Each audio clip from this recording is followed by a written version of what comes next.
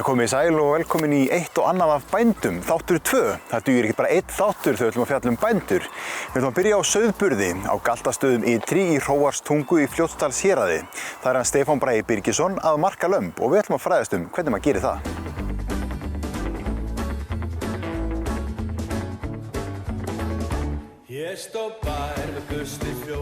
Við erum stödd í fjárhúsinu á Galtastöðum Ytri í Hróarstungunni og ætlum að líta á sauðburð hjá Stefáni sem nýútskrifaður búfræðingur. Þegar okkur bar að garði var Stefán að byrja að marka lömb og fengum við að taka þátt í því. Lömbin á bænum eru merkt á 2 vegu, annars vegar með plastmerki með bæjarnúmeri og einstaklingsnúmeri og hins vegar með bæjarmarki sem klippt í eyrað á lambinu, en það gert til að lömbin þekkist aftur að hausti í réttum ef þau missa plastmerkið. Þannig þú klippir bara í eyrað? Já, ég klippi aðeins svona, þetta sérstakt mark sem við erum með. Já. Og það svona á tvílembíkunum. En finna lömbin ekkert til? Nei. En þeim finnst þetta ekkert gott? Nei, kannski ekkert gott, en ég held að þeim finna ekkert fyrir þessu, sko. Og svo setur eyrnalokkin? Já. Það frekar að finna fyrir honum, sko. En það eiginlega ekkert sem að, ef þau eru ung eða mörkuð nú ung, sko. Já. Þá finna þau ekkert fyrir þessu. Og hvað þetta lamb gamalt? Fæddist, gæra fyrradag held ég. Já, þetta stelpa eða strákur? Þetta gimbur. Þetta gimbur. Sér það engin pungur á henni, sko. Í fjárhúsinu á Galtastöðum eru 350 kindur frá veturgömlu til 9 vetra. Áætlaður fjöldi lamba í þessum sauðburði á milli 550 til 600. Akkur ákvaðst þú að gerast bóndi? Það bara svo skemmtilegt. Já. Það svona, já, bara var alveg upp í sveit og var skemmtilegt að vera alltaf í sveitinni og ertu búinn að læra þetta eitthvað? Ég búfræðimenntaður. Þú ert búfræðimenntaður? Nýútskrifaður. Já. Ég nýbúinn, ég útskrifast núna í júní. Stefán klár á því að verði enginn ríkur á því að vera bóndi og segir hann mikilvægt að vera útsjónasamur og sjá hvar hægt sé að skera niður og spara. Hann telur það einnig vera möguleika að vera útivinnandi hluta úr ári. En hvenær myndirðu segja að væri svona háannatími hjá bændum? Það náttúrulega á vorin, já, vorin, sumrin og haustin. Eiginlega. Já. Alltaf nema á veturna, sem þú sagði? Alltaf nema á veturna, sko, já. En gætirðu lýst fyrir mér svona hefðbundnum degi eða degi í lífi bónda?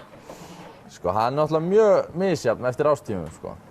En eins og núna þetta svona, já, maður vaknar einhvern tímann eftir hádegið og ég á næturvakt, sko, vaknar einhvern eftir hádegið og síðan bara niður í húsum mest allan daginn og fram á morgun. En eins og þú segir, þú ert á næturvakt, hvað felst í því að vera á næturvakt?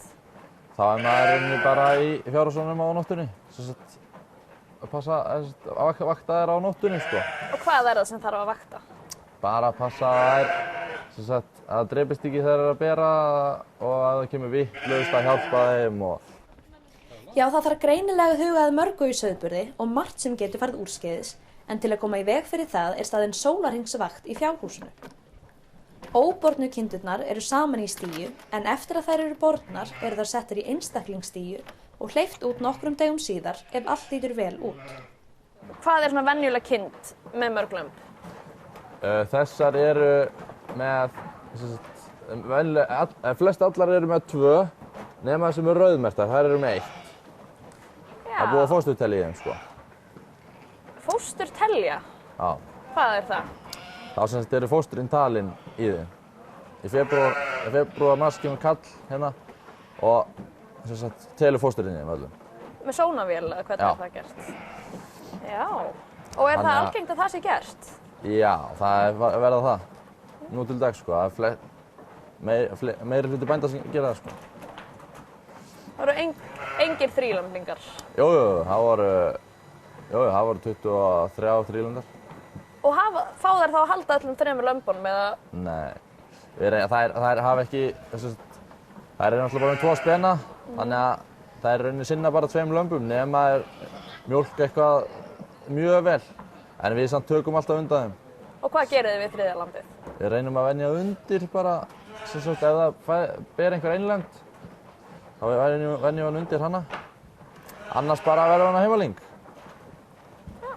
En það líka málið sko, þess vegna svo þægilegt að vera með láta fósturtelja, þá hægt að venja undir sko, þú veist, ef það ber þrílamba og svo einlamba að bera, þá getur maður látið lambið til hennar áður en hún ber sko, þá steinleikur það eiginlega sko.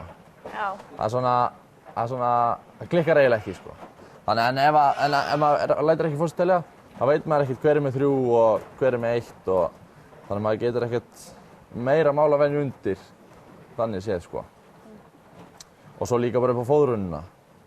Það gefum fóðurbæti þrílömbunum, einlömbum svona kannski ekki alveg jafn mikið, sválömbum ekki alltaf stór. Á bænum notast þau við þurrheysverkun í bland við heyrúllur.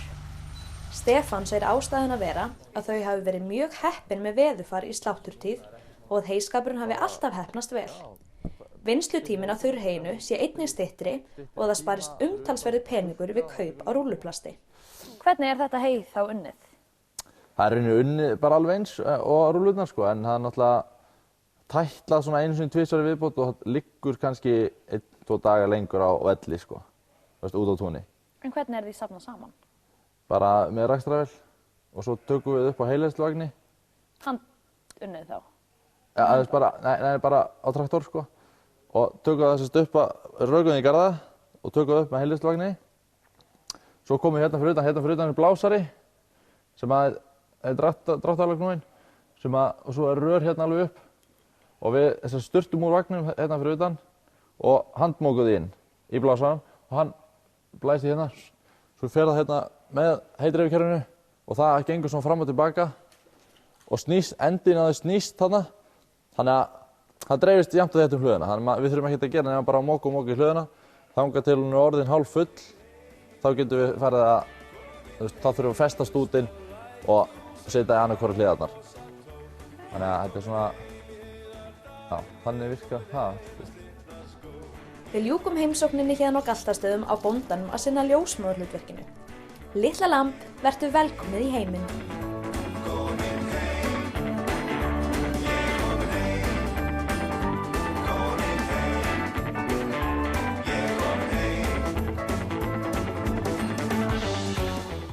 Á Syðri Hofdölum í Skagafirði er rekið myndalegt kúabú. Það eru þau Friðrik og Lilja 7. ættliðurinn en forfeður þeirra fluttu 1936 frá Atlastöðum í Svarfaðardal. Nú er rúmt ár síðan fyrsta skóflustungan af glænýju fjósi á Syðri Hofdölum í Skagafirði var tekin og búskapurinn gengur glatt. Á bænum í raun 3 kynslóðir kúabænda sem vinna saman. Við erum við og Klara og foreldrar mínir sem eigum búið og þau eru svo að vinna hjá okkur, sonur minn og tengdóttir. Og það er náttúrulega bara gríðarleg innspýting bara fyrir okkur öll að fá unga fólki heim og þau séu tilbúin að taka þátt. Og náttúrulega hlýtur að vera snilld fyrir þau að byrja þá í almennilegri aðstöðu heldur en að vera í einhverju svona annars flokks, ef hægt er að segja svo. Já, það er nú svo mikið í boði fyrir ungt fólk í dag, þannig að maður veit svo sem aldrei hvað unga fólkinu dettur í hug. Nei. Þannig að það er svona hlýtur að vera svolítið ánægjuefni að þau skyldu koma heim og hjálpa með þetta. Já, það er alls ekki sjálfgefið nefnilega. Nei. Og þannig að það var svona stór hluti ákvörðunni raunverulega að þau voru til í að takast á við þetta með okkur, þetta verkefni og þannig að það var ákveðið að láta slag standa. Er ekki líka bara skemmtilegra að hafa krakkana með? Jú, svo bara, þú veist, þetta er allt léttara, það er menn geta svona skipst aðeins á og aðeins litið upp frá þessu. Það er nauðsynlegt líka náttúrulega að komast aðeins, sjá eitthvað annað og brjóta upp svona hversdagsleikann. Hvernig er verkaskiptingin? Það er svo sem ekki komið neitt núna, það er svona í planinu að hafa eitthvað frí svona aðra hverja helgi eða eitthvað, að koma einhverju rútínu á það þannig að sé svona frí annars lagið, það sé ekki allir að mygla frá því að fá aðeins lausan tauminn svona annars lagið. Eru foreldrarnir ekkert á ströng við ykkur? Nei, alls ekki sko, þau eru mjög líbó. Þetta er mjög þægilegt sko. Og var alltaf planið að koma og hjálpa til hérna? Já, það var... Ekkert annað í stöðunni sko. Hvað, fóruð þið saman í skólan? Hvað eru þið búin að vera lengi saman?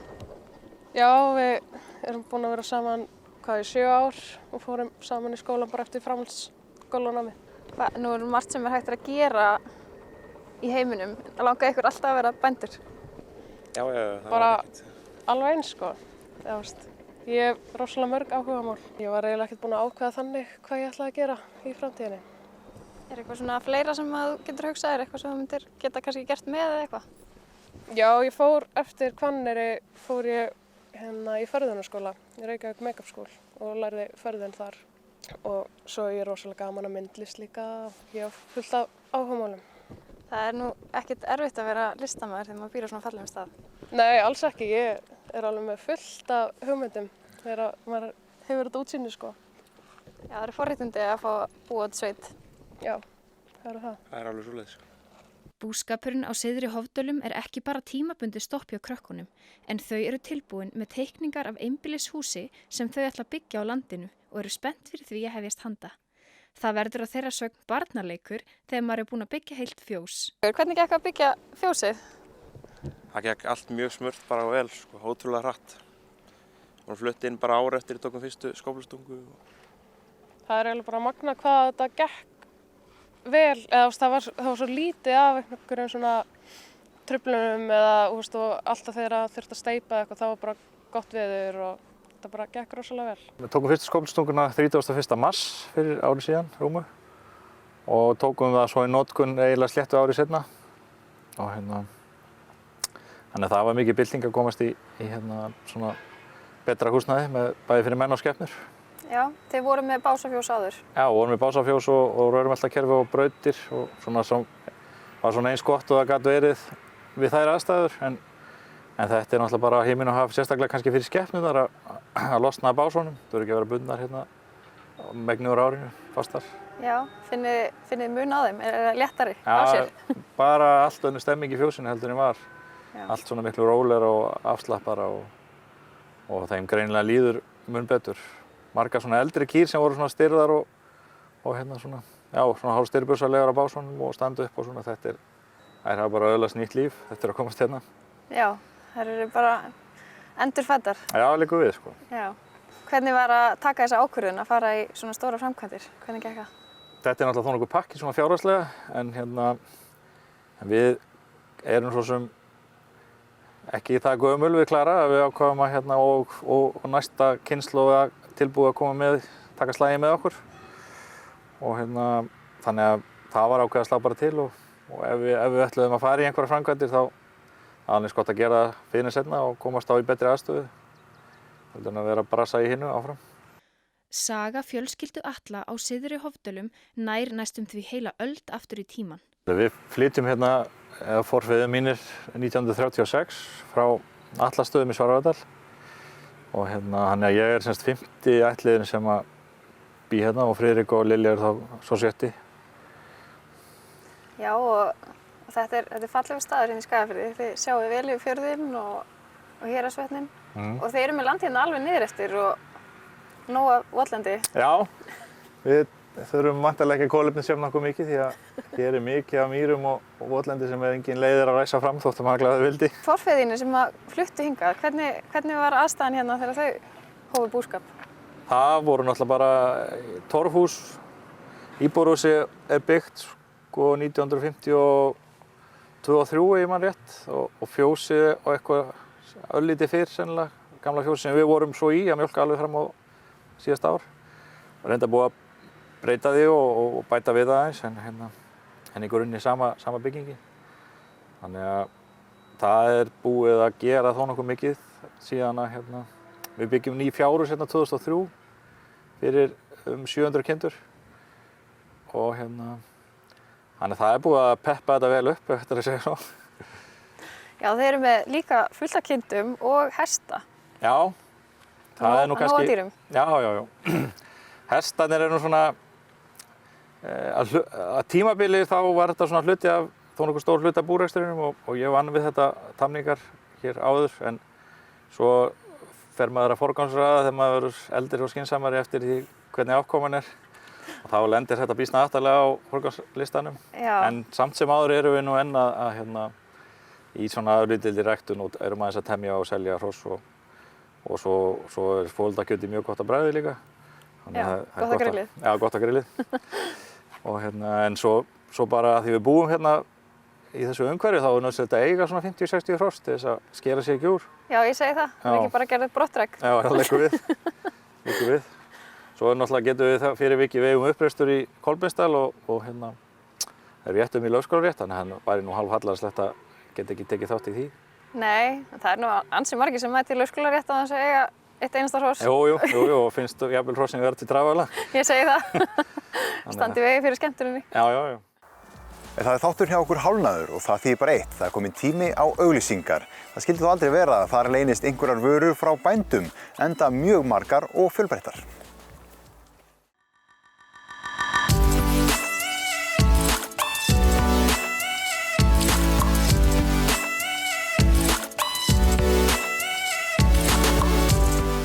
Kúabændurnir Laufey og Þröstur á Stakkhamri í Eyja- og Miklaholtshreppi eru hugsi yfir breytingum í atvinnugreininni. Hún Hlédís heimsótti þau og fræddist búskapinn og spjallaði við þau framtíðina í búgreininni. Við erum komin hérna í fjósið á Stakkhamri og Laufey og Þröstur ætla að taka á móti okkur og segja okkur aðeins frá því hvernig þeir að reka 40 til 60 kúa fjós og allt sem því tilheyrir. Aðeins að fá að heyra, hvernig er að stúsast í þessu öllu saman hérna, stelpur? Hvað segið þið? Er þetta nokkuð mál? Heyrum aðeins í þeim. Fyrirgefðu. Hvað eru þið með margar kýr? Við erum með svona 50 mjólkandi pluss mínus, fer niður í 40 og upp í 60. Eftir hvenær árs er. Þetta er svona fæstar á seinnipart sumars og flestar miðjan vetur eða seinnipart vetur. Já, þetta er nefnilega fer dálítið í eftir hvenær þeir eru að kálfa og hvenær þeir eru að mjólka, þannig að það getur verið. Það munar nú dálítið að vera með 40 mjólkandi eða 60. Alveg svakalega. Við getum sagt að við viljum svona hafa kannski svona fríið í fjósinu á sumri. Þá bera engar kýr og eru fáar mjólkandi til þess að geta sinnt bara öðrum störfum við sumari. Já, það er svona tilfinning manns að bændur þurfa að kunna ansi mikið. Í öllu falli svona yfirborðstekkingu á ansi mörgum hlutum, hvort sem það er að halda skepnur, einmitt rækta, jarðrækt, framleiða mat fyrir þær og svo viðgerð og viðhald á húsnæði og tækjum. Hvernig farið það þessu? Þetta náttúrulega byggist bara upp á reynslu og náttúrulega við erum bæði búfræðikandidata sem hefur hjálpað okkur í þessu starfi og síðan náttúrulega þessi reynsla frá byrjun búskap 2003 og þá bara höfðum við reynsla áður, bæði sem ráðgjafar og í ýmsum öðrum störfum. Ég segi það að maður þarf að hafa inngripsþekkingu í fóðrun, líffærafræði dýranna, smiður, rekstur, pípulagnir, rafvirkjun, nefndu það. Þetta er nefnilega bara eins og þessi tvö með stórt fyrirtæki, það er ekkert öðru sér. Það er svolítið svoleið sko og maður þarf að hafa, til að rekstur gangi vel þá þarf maður að hafa góð yfirsýn yfir það sem er að gerast á öllum þáttum búrekstrar og rauninu frá félagsmálum líka til þess að geta tekið á réttar ákvarðanir í okkar rekstri sko. Og hvað er það sem er að gerast í greininni? Akkurat núna stóð yfir ákveðna endurskoðun á okkar starfsumhverfi sem leiddi til samkomulags sem bændur og ríki gerðu á núgildandi samningi sem og okkur mati er ekki að leiða til alls góðs. Þetta er rauninni það sem er að gerast er að taka ákveðna stefnu, taka uppbeygju og við erum að stefna út í mýri á sömu leyti. Hvað, er það nú kvóti á mjólkurframleiðslu eða ekki? Er verið að breyta því eitthvað? Nei. Síðastliðið vor þá var kosið það með kúabænda hvort við vildum halda í greiðslumarkskerfi og mikill meirihluti bænda vildi gera það en í þessu samkomulagi sem gert núna þá er verið að byggja inn í kerfið ákveðis kostnaðarauka fyrir okkar rekstur sem er þá það er ákveðin kvótamarkar sem eru settur á stað og það er ákveðin spenna í gangi. Það er margir sem vilja kaupa kvóta og það er einhverjir sem vilja hætta og væntingar hjá mörgum að fá gott verð fyrir kvóta sinn. En það er í öllu falli ekki alltaf góð leið að þeir aðilar sem eru í rekstri sé að úrelda kynslóðina. Það er borga lífeyrissjóð þeirra sem er að hætta og rauninni flytja yfir á sinn rekstur og láta keðjuna síðan ganga áfram yfir á næstu kynslóð. Það er eitthvað sem við verðum að brjóta upp. með tilheyrandi kostnaðarauka og lántökum og greiðslum á vaxtakostnaði til fjármálastofnana. Þannig að þið eru líka að reyna að sinna því að móta greinina svona í hjáverkum við allt hitt, við fyrirtækjarekstur á 60 kúa bíli. Það bara partur af þessu og það verða allir að hafa, móta sér skoðun á því hvernig þeir vilja sjá greinina þróast. En það náttúrulega mismunandi skoðun á því með bænda, en við þurfum að komast að sameiginlegri niðurstöðu og móta okkur stefnu með þá ríkinu hvernig við viljum sjá þetta til lengri tíðar. Er tíðinda að vænta í svona þessum samningum? Er þetta í gangi núna sem sagt? Þeir voru undirritaðir 25. október síðastliðinn og eru að fara inn í þingið og í atkvæðagreiðslu meðal bænda. Og svona okkar skoðun svo að þessi samningur eða samkomulag sé ekki nógu vel ígrunda. Það þurfi að gera þetta miklu betur. Það þurfi að skrifa þetta rauninu alveg frá A til Ö í samhengi við þann samning sem í gildi. Og svona okkur sýnist að það hafi svolítið verið kastað til höndunum. Það er ýmis ákvæði þarna inni sem eru mjög götótt, verulega götótt. Og svona, já, okkur sýnist að það sé vænlegra að setjast rauninu aftur á samningaborðinu og klára þetta almennilega þannig að við vitum hvað við erum að samþykkja og hvað við erum þá að hafna ef við viljum hafna þessu. Því að það er ekkert að því að hafna rauninu verið þessu samkomulagi í atkvæðagreiðslu og setjast aftur á samningaborðinu. Það er ekkert að því að það er annars samningur í gildi sem að tryggir okkur þessa greiðslu sem að hafa verið í gildi. Ég sé að þessi hefur skoðun á þessu, hún vill tjá sig þetta. Hvernig líst þér á nýja búvörusamninga? Hún gefur ekkert uppi. Nei, hún er ókomment þarna. Nú þegar jólahátíðin að gangi í garð, hvernig fer hún fram hjá kúabændum? Það er bara sama vinna alla daga og aðfangadagskvöld þá förum við kannski heldur fyrir í fjósið og reynum að vera búin svona heldur tímanlega og borða góða mat. En verkin þurfa alltaf að gerast og á jóladagsmorgun og þá vöknum við meira sér fyrr en venjulega því að við fórum fyrr aðfangadagskvöld, þannig að við verðum að fara fyrr en venjulega á jóladagsmorgun og við getum sagt að við svona reynum að slaka á jóladag og nýjársdag.